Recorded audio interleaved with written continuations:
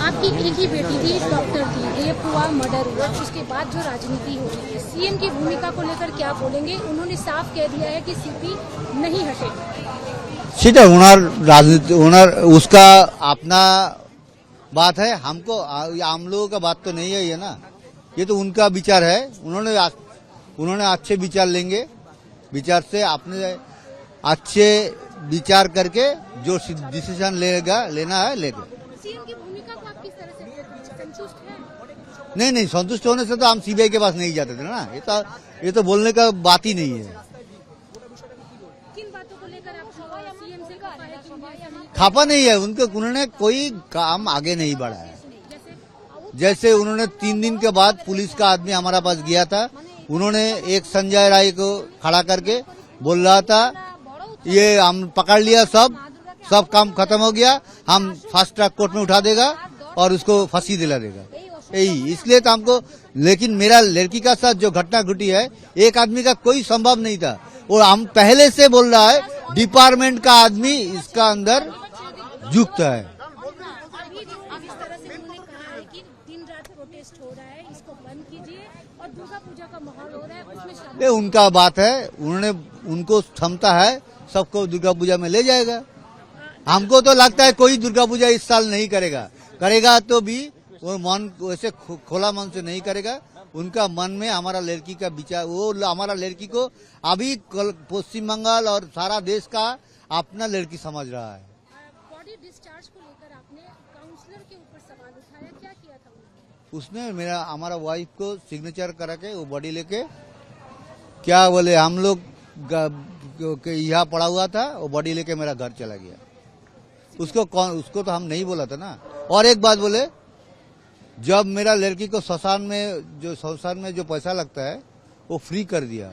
हमको दिल में इतना दुख हुआ कि दोस्त, जब हम कभी मेरा लड़की कभी हमको पास कुछ नहीं मांगा है, और लास्ट में क्या सोचेगा कि बापी वो 400 रुपया नहीं दे सका। ये मेरे दिल में बहुत दुख दिया। ठीक है, नमस्ते।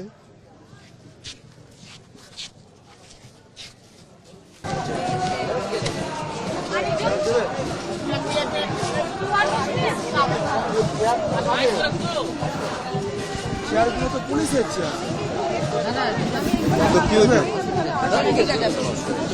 আরেকটা চেয়ার লাগবে। চেয়ার না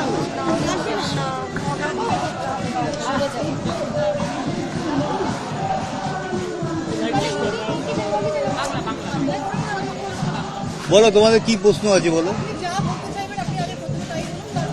না তো আমরা কিছু বলতে যাবো না, তোমাদের যা প্রশ্ন আছে প্রশ্নেরই উত্তর দেবো। মুখ্যমন্ত্রী যেটা বলেছেন টাকা দেওয়া নিয়ে, সেই বিষয়ে আপনার কি প্রতিক্রিয়া? সেটা তো আমরা বারবারই বলেছি মিডিয়ার মাধ্যমে। এটা নিয়ে বারবার একটা বলাটা একটা কেমন ব্যাপার হয়ে যাচ্ছে না? অন্য কিছু প্রশ্ন করো, নতুন প্রশ্ন করো। সেটা উনি মানুষকে যদি বোঝাতে পারেন, উৎসবে নামাতে পারেন, নামাবেন। আমাদের এখানে কোনো অবজেকশন যাওয়ার জায়গা নেই, তবে সেটা উনি পারবেন বলে আমার আশা নেই।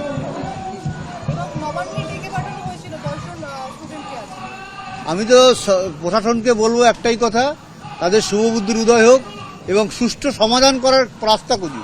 তারা তো কখনোই সুষ্ঠু সমাধানের রাস্তা খুঁজছে না, এটা আমার পুরো মনে হচ্ছে, যেটা আমি সাধারণ নাগরিক হিসাবে দেখতে পাচ্ছি। সুষ্ঠু সমাধান করার চেষ্টা কেউ করছে না।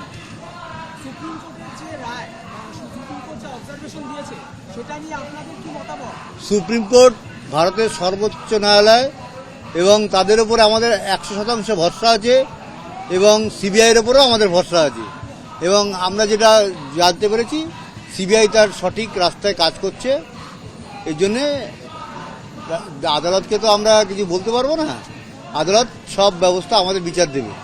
প্রধান বিচারপতি যারা এই মুহূর্তে কর্মবিরতি করছে তাদেরকে একটা আলটিমেটাম দিয়েছিলেন, মানে বলেছিলেন যে এরপরে যদি কিছু হয় সেটা রাজ্য বুঝে নেবে এবং রাজ্য বড় পদক্ষেপ নিতে পারে, যা ইচ্ছা করতে পারে রাজ্য সরকার।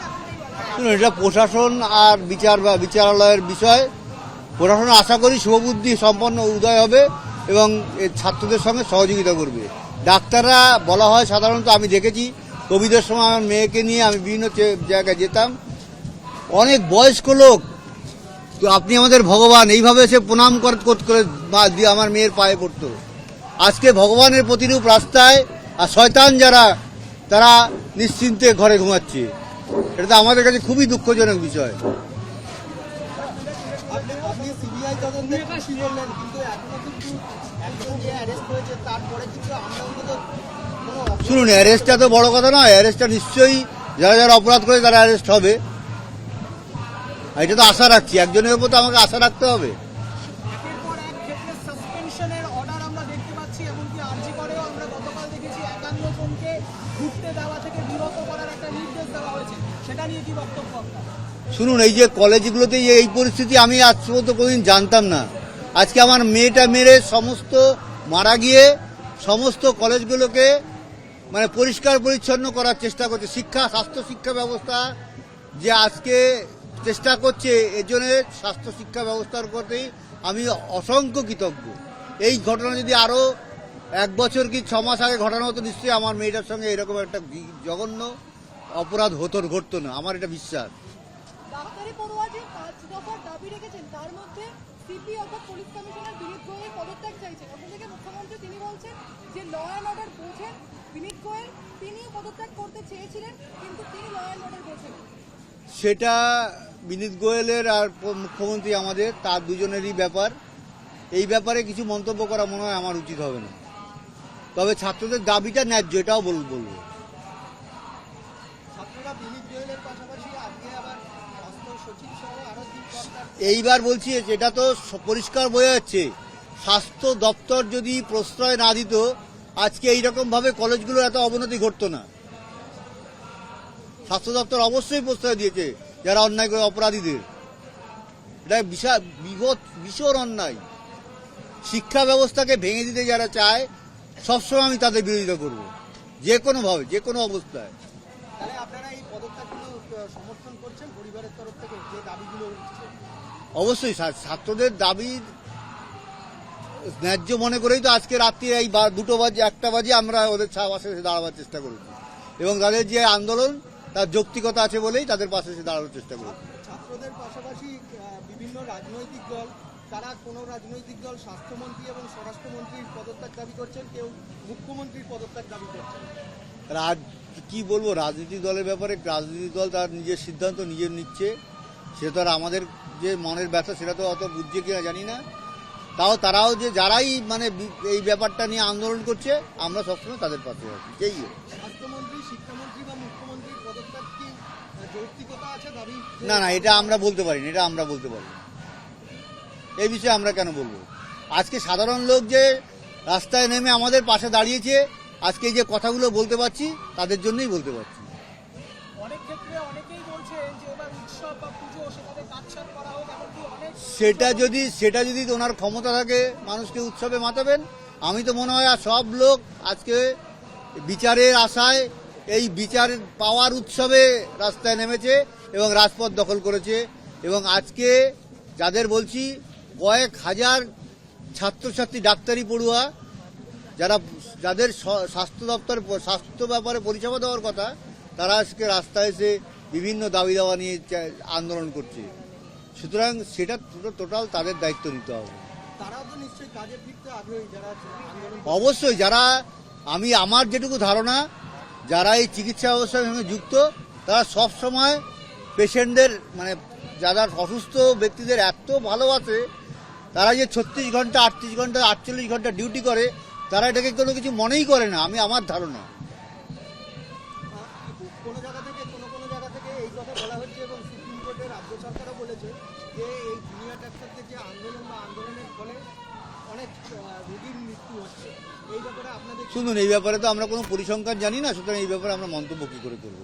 আপনারা কি কোনোভাবে আবেদন করবেন যে আন্দোলনকারীদের যে কাজে ফেরার ব্যাপারে, না যতক্ষণ না পর্যন্ত? না, এটা তাদের সিদ্ধান্ত, তারা সুবিবেচনা করে। আমি তো বললাম সবারই শুভবুদ্ধি সম্পন্ন লোক, এবং এরা যে কষ্ট করে আজকে এখানে আসে, সেটা মানে অমানবিক কষ্ট করতে হয় ডাক্তারি চান্স পেতে, পড়াশোনা করতে গেলে। এই ব্যাপারে তাদের সিদ্ধান্তই চূড়ান্ত, তাদের সিদ্ধান্তের সঙ্গে আমার মত আছে। আচ্ছা, টাকা আচ্ছা, অফার পুলিশের করা আজকের সক্রিয়তা এবং লালবাজার অভিযানের সক্রিয়তা আমরা দেখেছিলাম। 9 আগস্টে তাদের যে ভূমিকা আমরা তো পুলিশের ওপর ভরসা হারিয়েছিলাম বলেই হাইকোর্টে মামলা করেছিলাম, ভালো এজেন্সি চেয়ে, এবং হাইকোর্ট সিবিআই কে ভালো এজেন্সি মনে করেছে, তাই তারা হাইকোর্টকে বিচার করার, সিবিআই কে বিচার করার অধিকার দিয়েছে, তদন্ত করার অধিকারটা দিয়েছে। মুখ্যমন্ত্রী বলেছেন টাকা অফারের প্রসঙ্গে যদি কোনো প্রমাণ থাকে তাহলে দেখাবে, সেই বিষয়ে কি বক্তব্য? এইটা খুবই উনি জঘন্য মানে কি বলবো, মানে নিকৃষ্টতম কথাবার্তা বলেছেন। আর আমার মেয়ের ডেড বডিটা শোয়ানো, তার পাশে গিয়ে আমাকে এই অফারটা করা হচ্ছে, তখন কি আমরা এটাকে প্রমাণ রাখবো কিভাবে? ভিডিও করব? উনি এই কথাটা আগের থেকে কেন আমাদের সতর্ক করলেন না? তাই ভিডিও করে রাখতাম। উনি খুবই এটা নক্কারজনক কথাবার্তা বলেছেন। এটা কোনো মা বাবার পক্ষে ওই মোমেন্টে, তারপরে সারা দিন আমাদের যেভাবে হ্যারাসমেন্ট করা হয় সকাল থেকে, আমরা 12টা 10-এ হসপিটালে পৌঁছেছি, 3.5 ঘন্টা আমাদের মেয়েটাকে দেখতে দেওয়া হয়নি। এবং আমার মেয়েটা যখন পুলিশ খবর পেয়েছে 10টা 10-এ, 12টা 44 তারা ডাক্তারে দেখিয়েছে। সত্যি এটা কত মর্মান্তিক তখন ছিল। কোনো বাবার যেন ভবিষ্যতে এই মর্মান্তিক পরিস্থিতির শিকার না হতে হয়, এটাই আমি বলবো। নাগরিক সমাজের রাত দখল, ভোট দখলকে শাসক দলের তরফ থেকে 14 তারিখের পর থেকে বলছে যে কনসার্টে পরিণত হয়েছে। সেটা তাদের মনে হয়েছে, তারা বলেছে। কিন্তু আমি বলবো এই সমস্ত লোকজন আমার পাশে এসে দাঁড়িয়েছে বলেই আজকে আমি এই দুটো কথা বলার সুযোগটা পাচ্ছি। এবং প্রথম 4 দিন আপনারা নিশ্চয়ই দেখেছেন, আমরা কোনো সংবাদ মাধ্যমে কথা বলতে পারিনি। মনের ওপর আমাদের এমন চাপ ছিল। ঘটনার দিন আপনাদের স্থানীয় বিধায়ক তিনিও তো আপনার বাড়িতে উপস্থিত হয়ে গেছিলেন বা শ্মশানে হ্যাঁ ছিলেন। তিনি কি কারণে ছিলেন সেটা তিনি জানেন। ওনার সঙ্গে আমার ওই মোমেন্টে কোনো কথাই হয়নি। এবং হসপিটালে আমাদের মানে কমিশনার সোমনাথ দে আমাকে জোর করিয়ে ওই সাথে সাইন করিয়ে নিয়েছিল। ডেড বডি ডিসচার্জ সার্টিফিকেট, যেটা বডি হ্যান্ডওভার যে সার্টিফিকেটটা, ওটা উনি আমাকে জোর করিয়েই একমাত্র সাইন করিয়ে নিয়েছিল। হ্যাঁ, আরজি করে কে কাউন্সিলর সোমনাথ দে। কি সভাপতি না কোনো ফর্মে? না, ফর্মেই। কিন্তু তখন আমার কাছে শুধু আমার এই ভাগনা ছিল। ও বলছে মামি সাইন করবে না, আমি বলছি সাইন করব না। কিন্তু উনি বলছেন এটাতে করতে হবে, এটাতে এখনই করতে হবে, নাহলে অনেক দেরি হয়ে যাবে। আমি বলছি বাড়ির লোক এলে আমি করব, বলছেন না এখনই করতে হবে। তখন আমি করিয়ে দিয়েছিলাম। হ্যাঁ, পোস্টমর্টম সম্পূর্ণ হওয়ার পরে। এবং বডি নিয়ে তো যা আপনারা দেখেছেন, বডি নিয়ে তো উধাও হয়ে গেল। আমরা গাড়িতে, আমাদের নিজেদের গাড়িতে উঠলাম এবং সেখানে আমার মানে কোনো আমার করুণ টালা থানায় যাইনি, আমরা টালা থানায় গেছিলাম। আমরা মানে বডি, আমার মেয়ের দেহ প্রিজার্ভ করার জন্যই গেছিলাম, রেখে দেওয়ার জন্য। তখন আমাদের সঙ্গে আমাদের সেকেন্ড কোনো অপিনিয়ন নেওয়ার কিন্তু তখন আমাদের 300-400 পুলিশ মিলে ঘিরে আমাদের এত হেনস্থা করেছিল, আমরা সেই চেষ্টাটুকুও করতে আর পারি। আমার বাড়ির সামনে 3 থেকে 400 পুলিশ ছিল। হ্যাঁ, বডি হ্যান্ডওভার কাগজ। এটা মানে ওদের কাছে হ্যান্ডওভার হয়ে গেল। হ্যাঁ, সেটা তারা জানেন, আমরা কি করে জানবো বলুন। न्यूज नेशन अब व्हाट्सएप पर खबरों के ताजा अपडेट के लिए न्यूज नेशन के इस क्यूआर कोड को स्कैन करें।